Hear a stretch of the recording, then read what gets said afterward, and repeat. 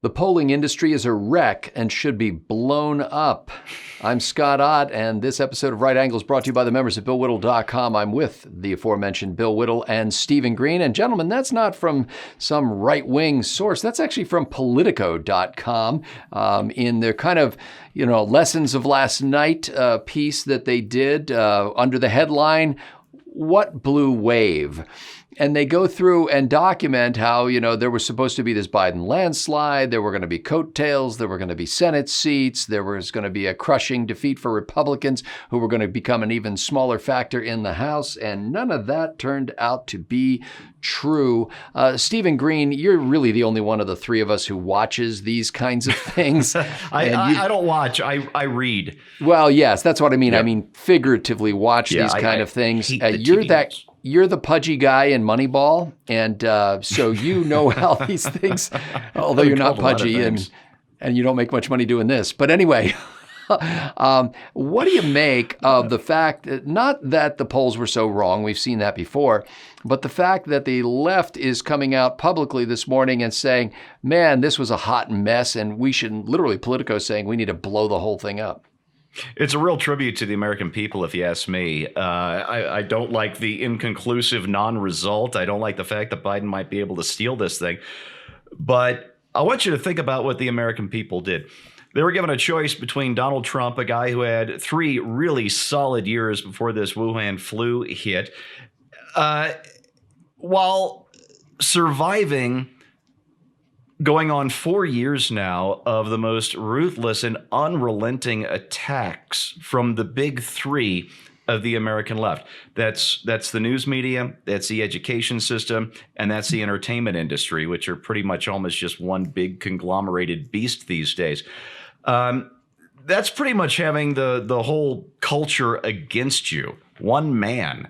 And yeah, I know the president is a powerful man, but he's still one man, with the entire culture essentially arrayed against him with lie after lie after lie after lie after lie to undermine his presidency from before he was even sworn in. And not only did he survive, but he thrived in these conditions that would be impossible for almost anyone else. And the American public, about half of us, saw through the 4 years of attacks and the 4 years of lies and marked Donald Trump, Mike Pence on our ballots anyway. That is a huge tribute to the good common sense of the American people, that half of us have brains and awareness enough to go, hey, we're getting lied to and we don't like this very much. Not only are we going to vote for the other guy, we're going to show up in record-setting numbers to do it. I like that a lot. I like the fact that Biden seems to have had negative coattails. If Biden does end up stealing this thing, it will have been despite all the advantages that he had, which is the mirror images of the disadvantages Trump had. He had the entire progressive culture arrayed for him. They ignored his increasing dodderingness, if that's a word. They ignored his obvious corruption, his son's obvious corruption, things that would have been completely disqualifying just a decade or two ago, just got swept under the rug. So Biden, with every single advantage, is still finding himself in a place where it looks like he has to steal this election from Donald Trump. And that also is a tribute to the good common sense of the American people. Now, maybe this thing does get stolen from us. Maybe our institutions are just that thoroughly corrupt. But damn it, we're a good people, and we're not going down without a fight. Bill Whittle, I want to read you a paragraph from this Politico piece that I thought was especially telling. And this is, keep in mind, as we're recording this, the outcome of the presidential election has not yet been announced or decided, but they're already treating it as if it was a disaster. And so here's the paragraph from the Politico story. Here's a short list of what Democrats are going to wonder. Was Biden too cautious? Is the party too far to the left? Is it too closely hewed to the center? Is the leadership in Congress too stale? But chiefly, they will be asking themselves, what they will be asking themselves is how and why this race was so close against a president who they so badly misjudged. you're starting from the assumption that the polling companies failed. But they didn't. They did exactly what they were supposed to do. They're not about measuring accurate results. We found that out from 2016. In 2016, we found out that they are incapable of measuring accurate results. And furthermore, they're not interested in measuring accurate results. When you get polls that say that Biden is up 17 points in Florida, which Trump wins, then you know that it's not a question of incompetence or anything else. It is a disinformation campaign to suppress the vote using the most powerful psychological motivator in the human mind, and that is social proof. And it is effective and it works. So to say that the polls were wrong is to miss the point.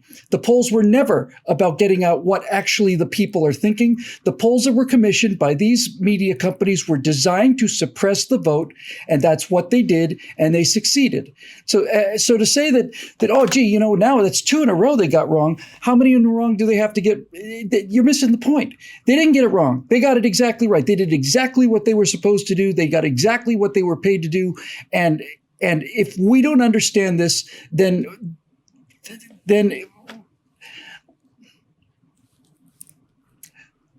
they did not make mistakes. The entire polling situation was designed to do exactly what it did, and that is to create a no-lose situation for the Democrats. So let me just walk through what I mean by that. If they say that Biden has a 10-point lead or a 15-point lead and Trump wins the election big, then they've got the case made for the bump that Trump must have cheated, because there's no way he could have won with that kind of polling showing that he's obviously stolen the election. If it's a close election, then you can not only add that argument, but you can also say that the suppression of the votes that come from a lie of a 15-point lead is enough to throw the tide in places like Michigan and Wisconsin and all the rest. These votes are being determined by tens of thousands of votes, if nothing else. And the same thing goes for calling Arizona early while people are still voting in Nevada and all the rest. And then finally, if Biden wins big, then the polls are simply an indication. Well, you know what? I'm not even going to get into that case because he didn't win big. This is my point. It is a one-way ratchet designed to either suppress a Republican vote enough for the Democrat to win, or if the Democrat loses, to create a situation where the entire election is called into doubt and the legitimacy of the win is factored in because of the polls and because of things like the national popular vote, which isn't a thing. There's no such thing as the national popular vote for president of the United States. Why people count this number is beyond me. It's not a number. It doesn't mean anything. Might as well count a number of people who are left-handed who voted for Donald Trump. It's all part of the destruction of the system. And regardless of what happens, the progressives have succeeded. The progressives wanted to win the election, but if they didn't win the election, they still got what they wanted because they have destroyed Americans' faith in their own electoral system by things like these polls and things like voting year and counting ballots after, having people submit vote. Oh, we lost in Pennsylvania. Well, I guess I better vote after all. The faith in the faith in the structure has been destroyed.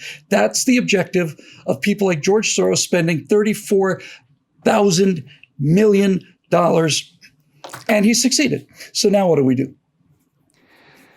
My opinion is that the polls are really not designed to increase America's interest in the elections themselves. They're designed to increase America's interest in the entities that promote the polls, the newspapers, the radio stations, the TV stations. And frankly, I think it's really a waste because this is kind of like, do you ever see those football promos where they're like, Tom Brady goes up against, and some other guy? I can't name 2 football players on the spur of the moment. But they sell the game, overselling it, and here's who the commentators are going to be, and here's who's going to talk about it at halftime, and these are the statistics and all that kind of stuff. And the whole time I'm thinking, all you needed to do was tell me when football was going to be on. I mean, I'll show up. You don't have to push this. And I think most Americans are probably the same way. You don't need to oversell it to get people to vote. You do need to oversell it to get people to watch your network. And you've got to make it seem like there is constant change and fluctuation going on, and there's always jeopardy. So there's this idea that at any moment things could take a turn for the better or for the worse, depending on who you are. And this is kind of the pitching and the promoting of television news primarily, but also newspapers and other outlets, podcasts. But this whole discussion of how the game is going before it starts is really just an absurdity. I mean, it's not about the polls. It's not about the pundits.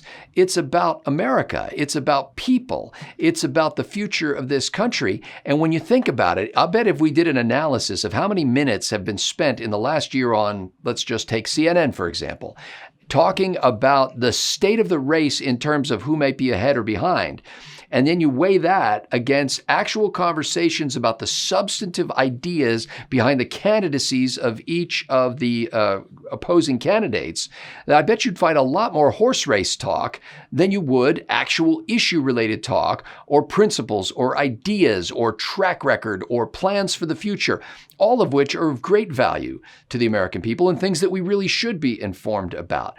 But I think they have already written us off, meaning the media people have written us off as dolts who don't care about substantive matters. And all we want to do is treat this like it's some sort of goofy office pool where we're wagering and, I'm taking Biden and +7. I don't even know what that means. Because what I'm like most Americans, I care about my country. I care about who governs the people of this country. I care about the institutions of which they are a part and their longevity and their durability and their credibility and their dignity and their constitutionality. And if we could get just one news entity that would care about that, I might watch. I'm Scott Ott with Bill Whittle and Stephen Green. Thanks for watching Right Angle.